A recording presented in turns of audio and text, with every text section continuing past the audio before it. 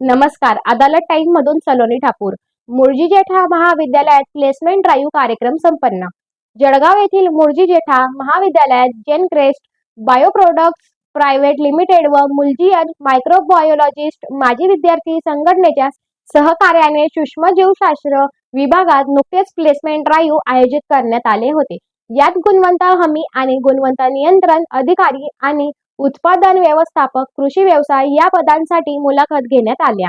MSc सूक्ष्मजीवशास्त्र व जैव तंत्रज्ञान उत्तीर्ण विद्यार्थ्यांनी हा थेट निवड मुलाखतीत सहभागी नोंदवला.